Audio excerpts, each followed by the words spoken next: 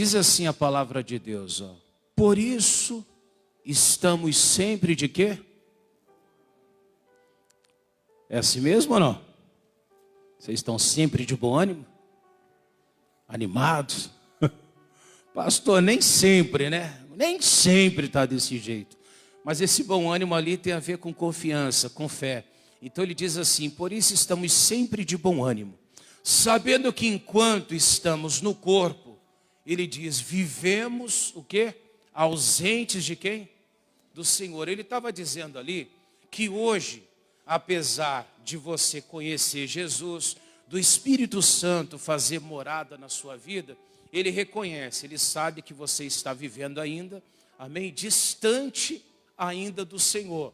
Você ainda não está vivendo com o Senhor totalmente. Então ele diz que nós temos que estar sempre de bom ânimo. E a única coisa que vai fazer alguém nesse mundo viver uma vida de bom ânimo, animado, uma vida confiante, é se ela estiver sempre bem alimentado da palavra. Ela estiver sempre fortalecida no Senhor. Ou seja, versículo seguinte, ele até fala assim, ó. Porque andamos pelo quê? Por fé e não por vista. Para entender o que é a fé? Fé é certeza do que se e prova do que não se vê. A fé, ela não tem a ver com aquilo que você viveu ontem ou para trás na sua vida. A fé não tem a ver com aquilo que você passou. Ela tem a ver com aquilo que você crê que você vai viver. Amém? Então eu posso chegar na presença de Deus. Eu até às vezes fico triste porque muitas pessoas vêm para Jesus e elas começam muitas vezes a se gabar do passado, não é? E ela acha que aquilo ali traz fé, não traz. A fé não tem a ver com o passado. A fé tem a ver com o futuro dela. Então tudo que aconteceu na minha vida para trás, se foi bom ou foi ruim, ele não acrescenta nada em fé. Na verdade, o Paulo até falou que é como o passado, ele é como esterco. Amém? Se for fazer algum bem, ele só serve para reforçar aquilo que você tem daqui para frente. Então, uma pessoa que ela anda por fé, ela não guarda aqueles traumas, os erros que aconteceu, ela não guarda as lembranças infelizes, ela não guarda ali os ressentimentos da vida, mas ela foca no objetivo que ela tem. E assim ela caminha por aquilo ali. Então o medo não interfere, as preocupações não podem interferir naquilo que ela almeja. Amém? E aí eu queria mostrar dentro da Bíblia um homem que, apesar da Bíblia declarar isso, ele não conseguiu fazer desse jeito. Ele não conseguiu manter aquele ânimo. Amém? 1 Reis, capítulo 19. Vamos lá? 1 Reis, capítulo 19.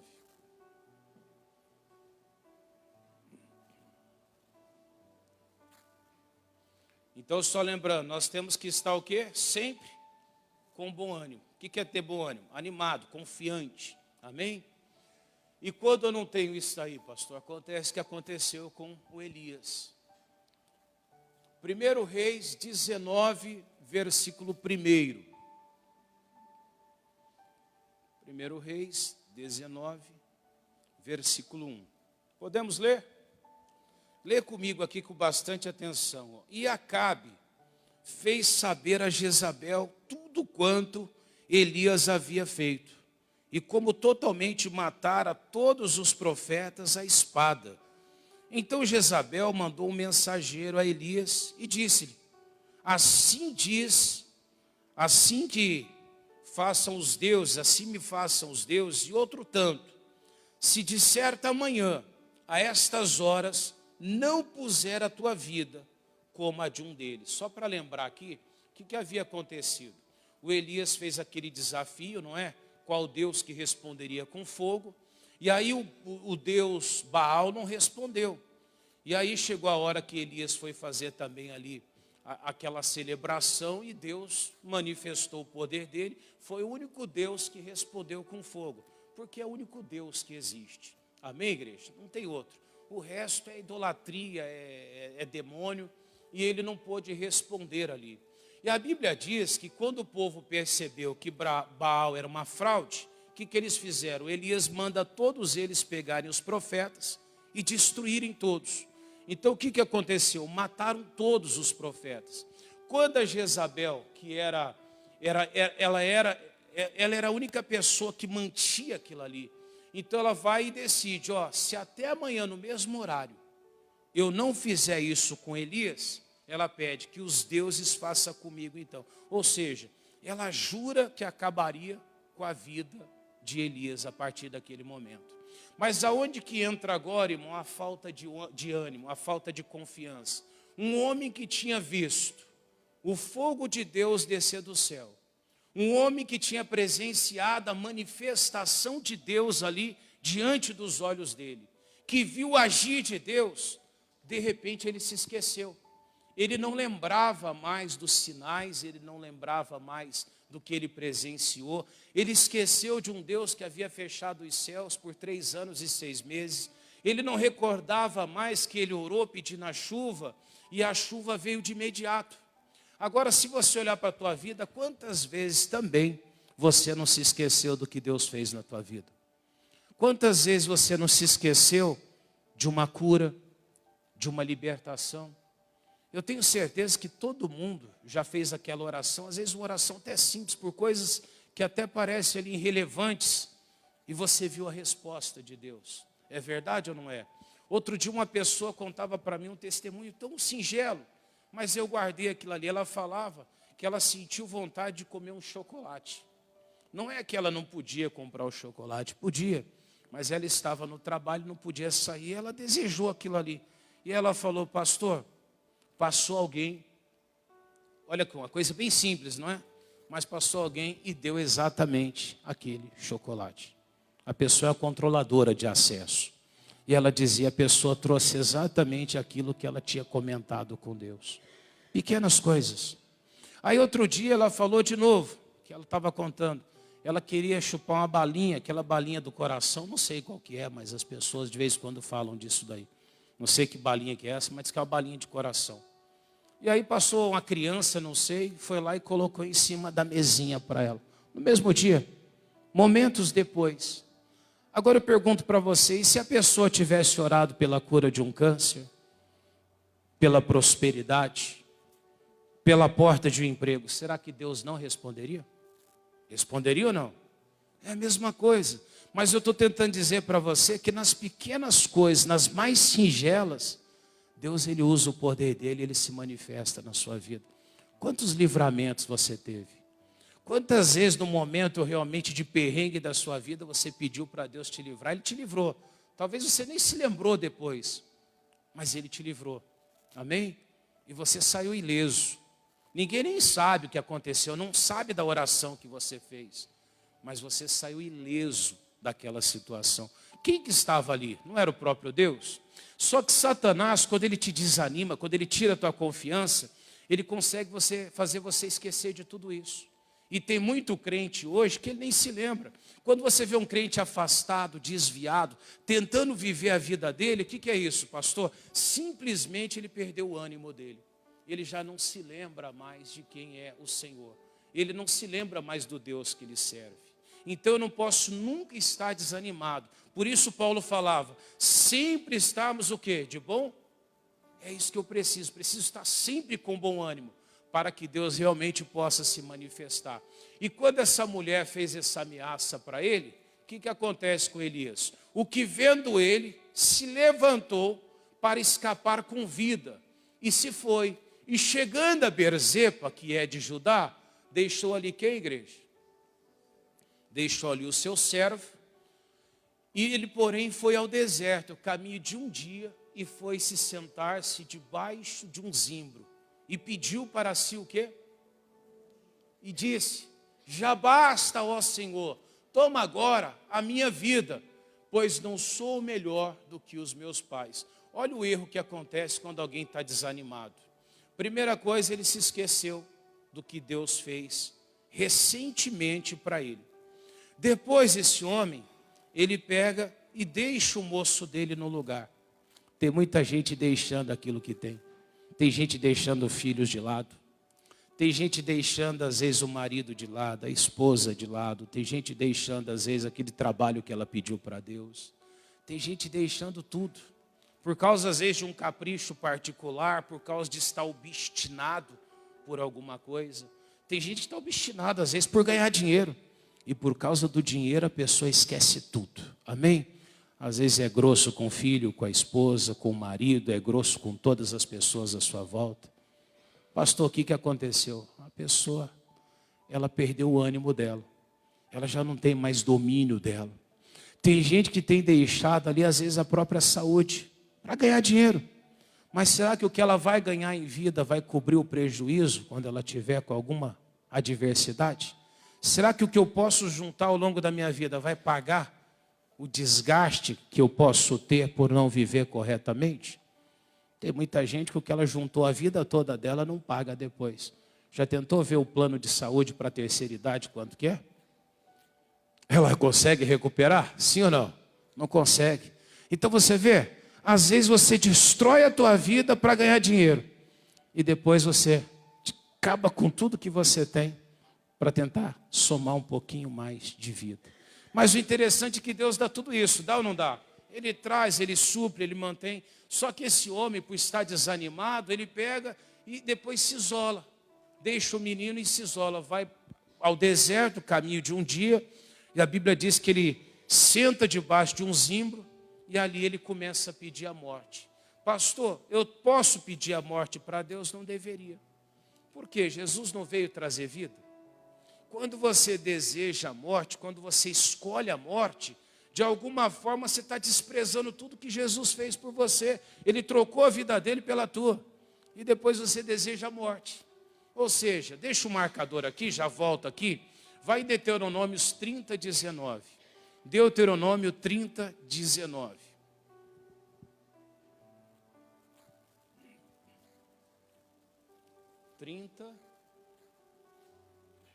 Versículo 19.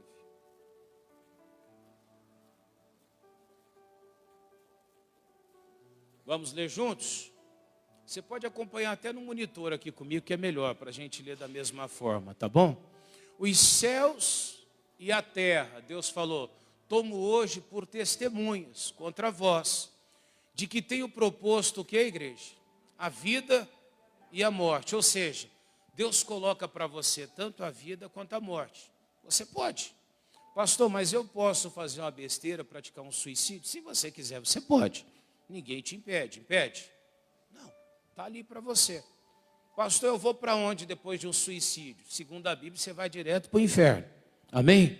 Não tem nem chance de subir. Você desce, você abdicou. Por quê? Jesus trocou a vida dele pela tua. Amém? Então a dele não serve para alguém depois desprezar. Amém? Então você desce, não sobe. Ou seja, o próprio Deus depois coloca ali a bênção e o quê? E a maldição. Mas quando que eu escolho a vida? Por exemplo, hoje, você tem aqui a Santa Ceia. Pastor, eu tenho que participar da Santa Ceia. A Bíblia manda se examinar. E quando eu me examino, muitas vezes vou começar a perceber que meu coração tem mágoa, tem revolta. Não é assim? Ontem eu conversava com uma senhora numa visita que eu fui fazer e ela dizia, pastor, 80 e poucos anos de idade, eu posso tomar Santa Ceia? Eu olhei para a cara dela e falei, se a senhora não estiver em pecado, a senhora pode. Ela até sorriu. Amém? A mulher sozinha, né, irmão? Com 80 e poucos anos de idade, você até imagina que pecado ter essa bênção, né, irmão? Não tem nem pecado mais, não é, irmão? Sozinha ali, não é?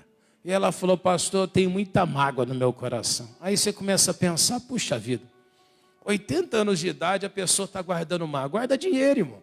Guardar dinheiro é bom, não é?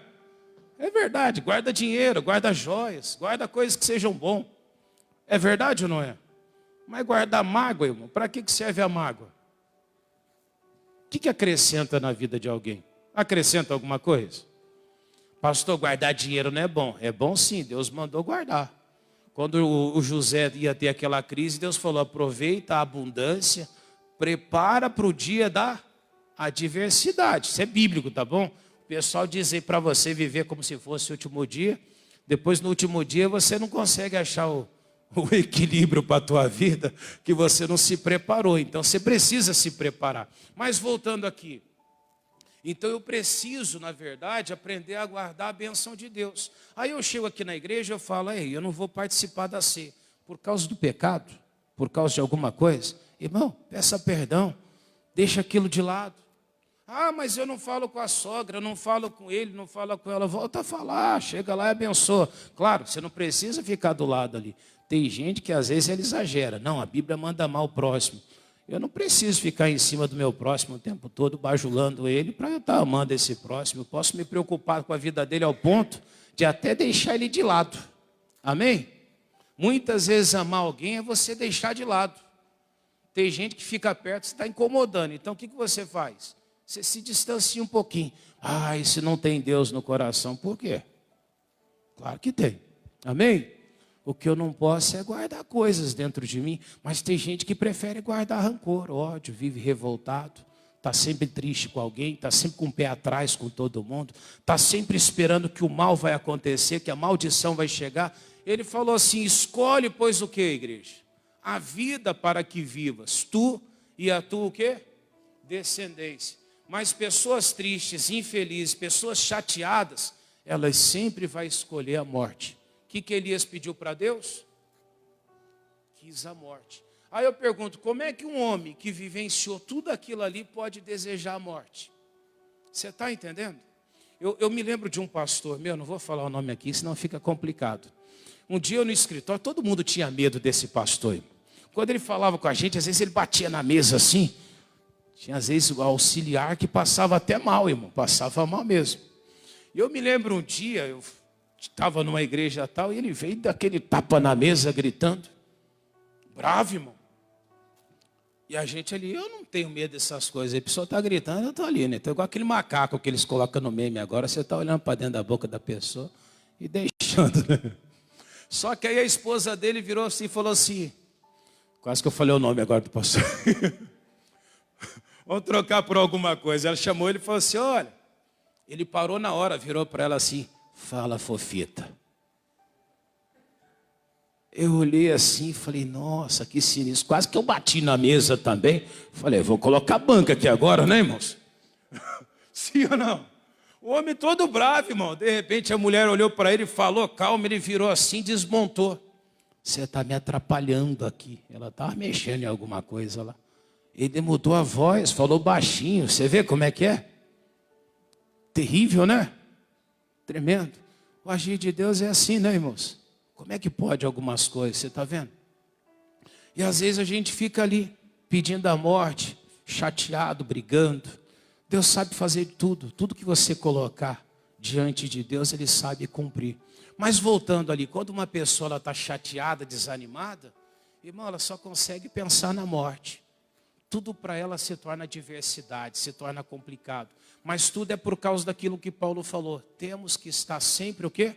De bom ânimo. Quando você não está de bom ânimo, tudo na tua vida vira uma adversidade. Amém? Aí eu queria te mostrar um pouquinho mais à frente lá, do 1 Reis 19. Volta lá mais um pouquinho. Olha como é que Deus resolveu o desânimo dele. A gente fala o nome de pastor, não dá certo não, né, irmãos? Aí diz assim, ó, e deitou-se e dormiu debaixo do zimbro. E eis que um anjo o tocou e lhe disse, levanta-te e come. E aí diz aqui no versículo 6, e olhou, eis que a sua cabeceira estava um pão cozido sobre as brasas e uma botija de água. Você vê o cuidado de Deus, irmão, com ele? Havia um pão e havia brasa ali, só para poder manter o pão dele quentinho. Você vê a maneira que Deus ele trabalha com aqueles que ele tem?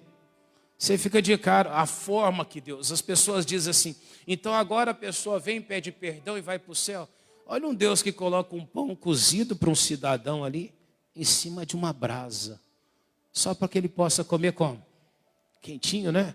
Você vê no deserto, o povo pediu carne para Deus, no deserto não tinha carne, irmão, mas ele foi capaz de trazer um vento oriental, empurrar os cordões até chegar ao deserto, para que eles pudessem comer carne lá no deserto.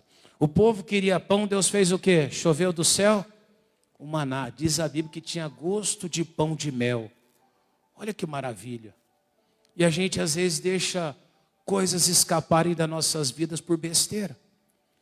Olha o cuidado que Deus teve com ele. E aí diz a Bíblia depois, ó, 7. E o anjo do Senhor tornou segunda vez, o tocou e disse, levanta-te e come, porque te será muito longo o caminho. Versículo 8, e levantou-se, pois, comeu, bebeu, e com a força daquela comida, caminhou 40 dias e 40 noites, até onde? Até Horebe, o monte de Deus. Ou seja, o que faltava para aquele homem ali era o alimento espiritual.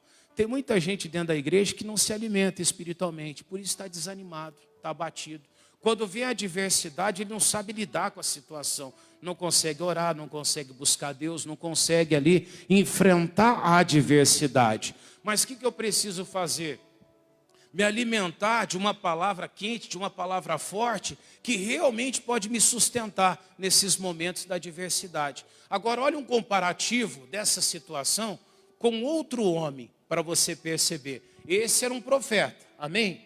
Esse tinha muito mais motivo para estar animado do que o outro que eu vou mostrar. Isaías 38, versículo 1. Olha esse paralelo agora. Acharam aí? Você estava lá em Reis, você vai para frente, sentido Salmos, depois Provérbios, Eclesiastes, Cantares, Isaías, antes de Jeremias.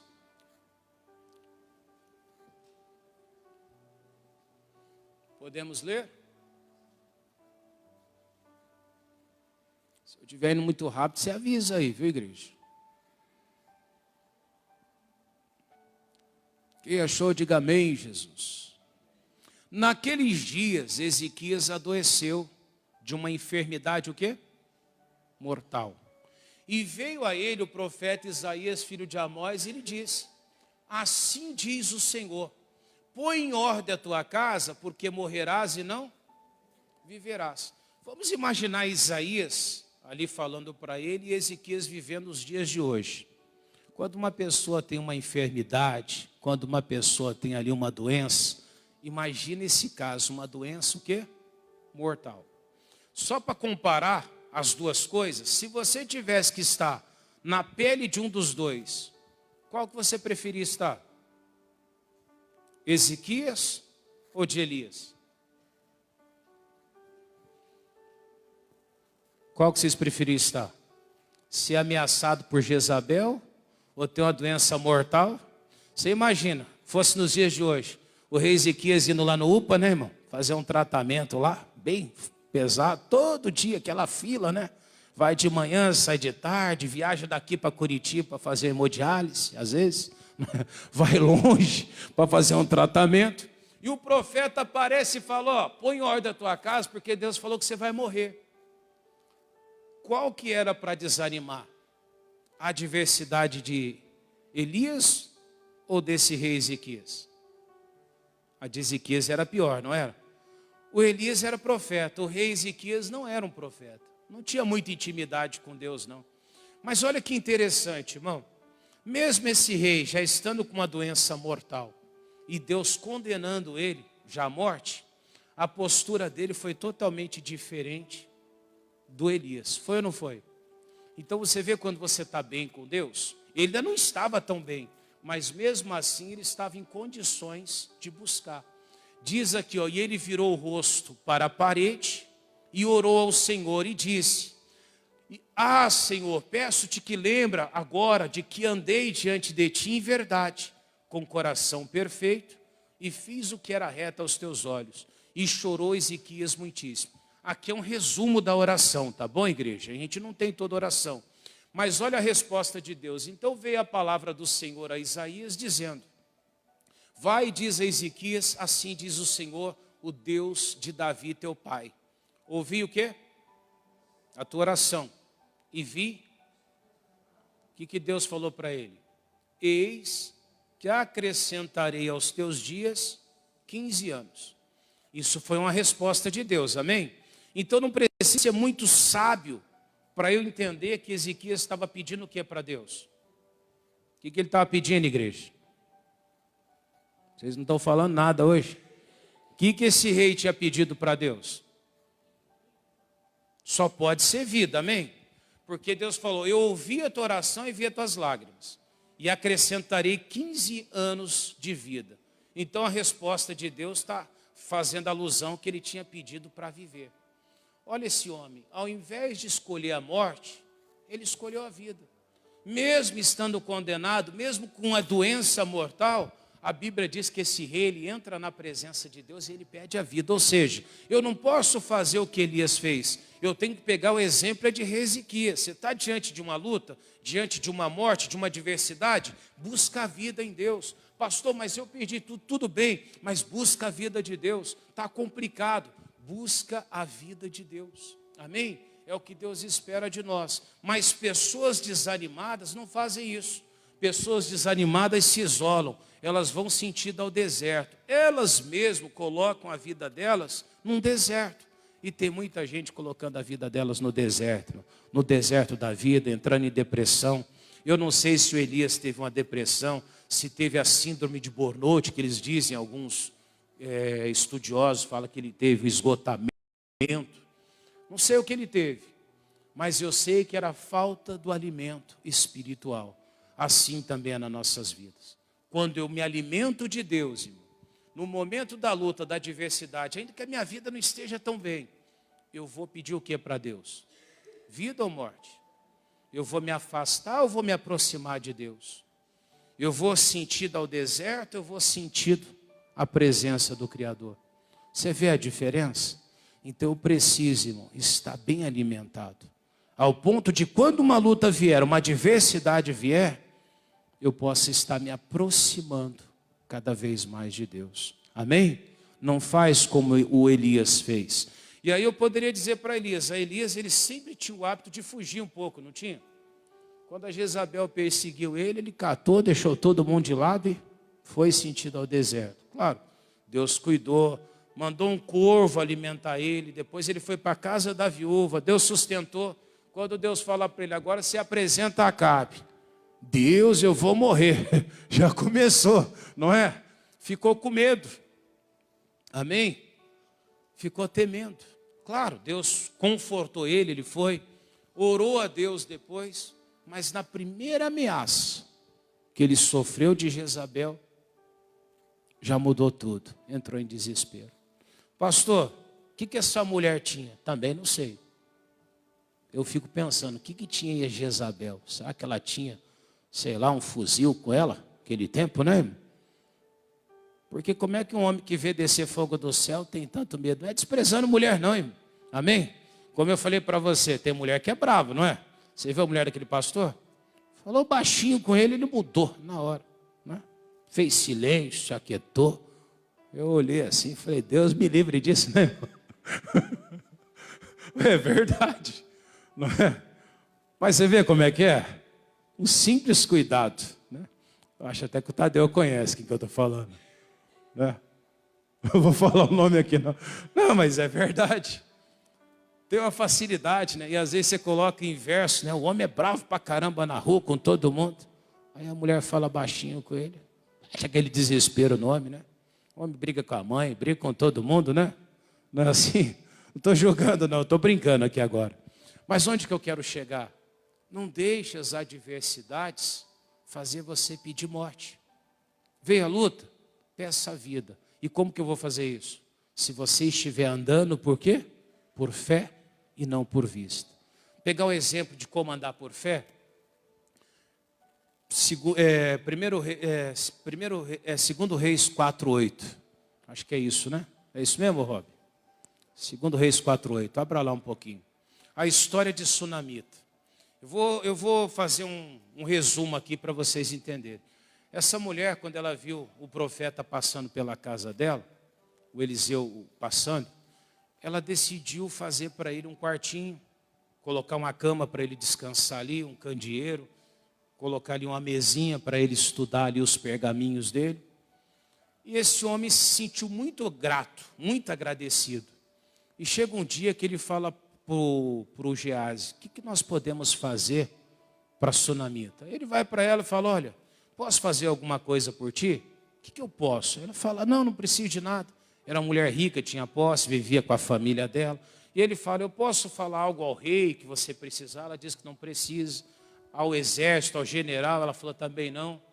Aí ele pergunta para o Geazi, o que nós podemos fazer? E ele fala, ó, O marido dela já tem idade avançada, ela não tem filho.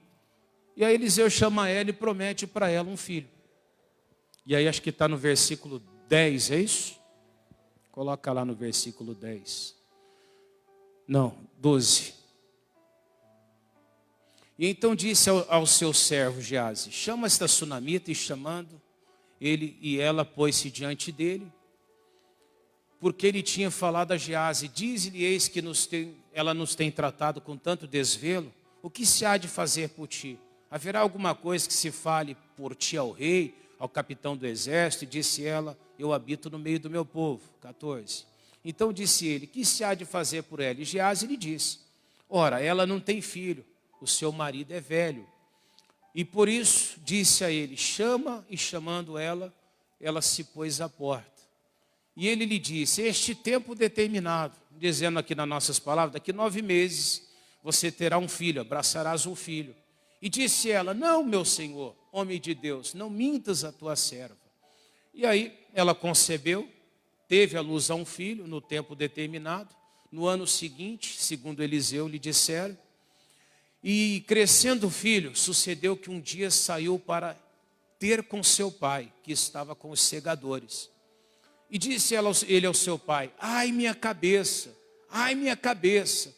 Então disse a um moço: leva-o à sua mãe. E ele tomou, levou a sua mãe e esteve sobre os seus joelhos até o meio-dia e morreu. Então o filho dela morreu, não morreu? Agora era a hora do desespero, concorda comigo? Queria tanto um filho, não podia. Quando ela achou que não tinha mais jeito, aparece o profeta, traz para ela ali uma bênção de Deus. Ela tem um filho, e o filho, quando começa talvez ali viver a melhor fase da vida deles, o filho morre. Pastor, eu acho que não tem coisa pior do que isso. É verdade ou não é? Pai nenhum quer enterrar filho, mãe nenhuma quer enterrar filho. Concorda comigo? Essa pandemia trouxe muita tristeza para as pessoas. Tem gente que perdeu filho, tem gente que perdeu pai, mãe, vô, avó, esposa. Foi difícil. Imagina ela, o filho que ela esperou a vida toda. Mas sabe o que ela fez? Olha a postura dela. Subiu ela, deitou sobre a cama do homem de Deus e fechou a porta e saiu. E chamou o seu marido e disse: manda-me um dos moços e uma das jumentas, para que eu corra ao homem de Deus e volte. E disse ele: por que vais a ele hoje? Não é lua nova, nem sábado. E ela disse: tudo vai. Você viu a postura dessa mulher? Ela chegou a fazer o marido ter conhecimento de que o filho estava morto? Não. Essa mulher não via a morte ali. O olhar dela estava para onde? Para a vida. É assim que uma pessoa que está em bom ânimo, ela reage às lutas. Não é fácil? Não é. É adversidade? É. Mas a postura dela era essa. Tudo vai bem. Ele pergunta: não é lua nova, não é sábado, por que você vai até o homem de Deus? Ela disse: tudo vai bem. Ou seja, Deus me abençoou com o filho. O profeta que trouxe a mensagem, em outras palavras, ele vai ter que dar um jeito dele. Amém? Irmão, o filho já estava morto. Há pessoas que ela nunca vai aceitar a morte. E você não pode aceitar a morte. Não aceite fracasso, não aceite derrota, não aceite desânimo. Se algum mal ficar na tua vida é porque você aceitou. Porque se você tomar uma postura dessa de fé, mesmo no meio de uma grande adversidade, pode ter certeza, o seu Deus vai te honrar. Amém?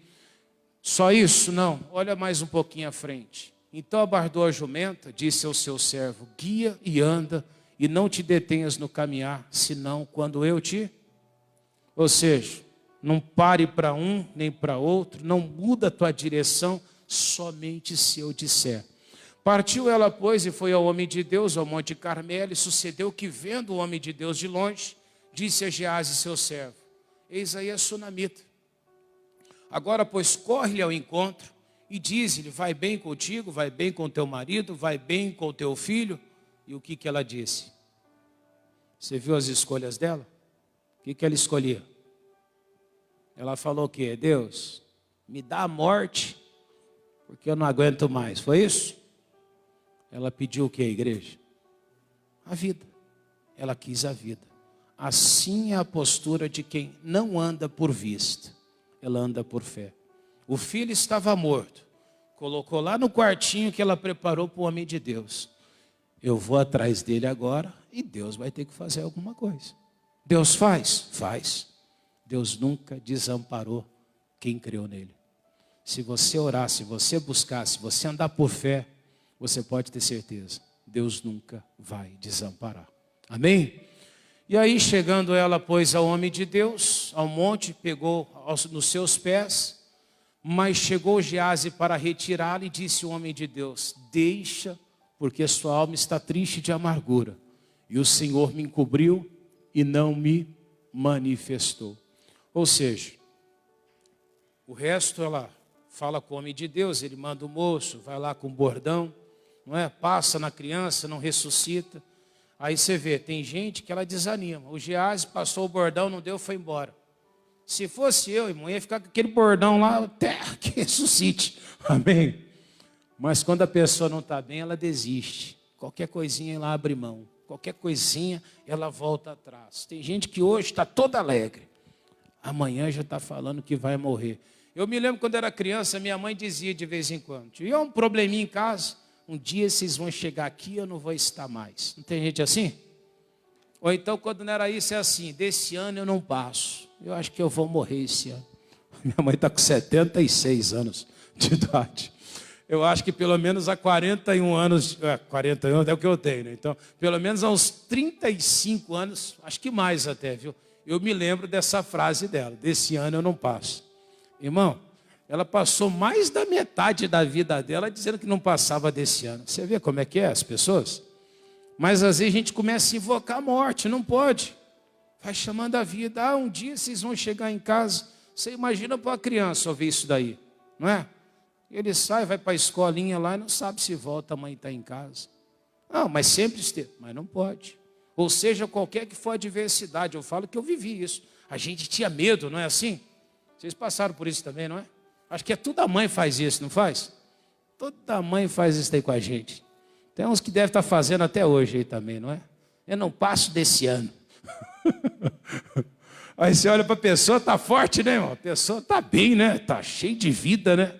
Esse ano eu não passo. Está amarrado isso, né, irmão? Ela não, irmão, ela queria o quê? Ela queria só a vida, vai buscar a vida.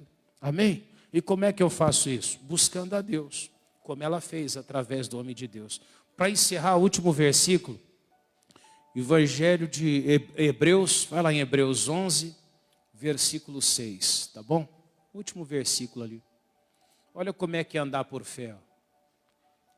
Ora, sem fé é impossível agradar-lhe. Por quê? A partir daí agora. Porque é necessário que aquele que se aproxima de Deus faça o quê? Creia que Ele existe e que Ele é o quê? Abençoador de quem busca Ele. Pastor, se eu souber que Deus é abençoador, se eu buscar, a resposta vai vir. Amém? E olha só como é que age alguém que está em bom ânimo, que anda por fé e não por vista.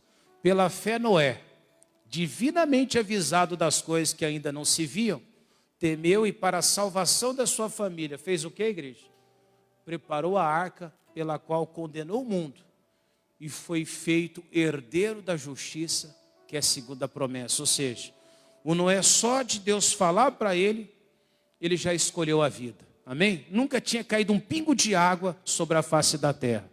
Esse homem passou 100 anos construindo uma arca para poder preservar a vida da família. Assim é escolher a vida. Então não faça como Elias, faça como quem? Como Isaías, que mesmo tendo motivos, ele escolheu a vida. E se alguém me perguntar como é que está, haja por fé. O que a sunamita disse? Tudo vai bem. E Deus vai fazer com que vá bem. Amém, igreja?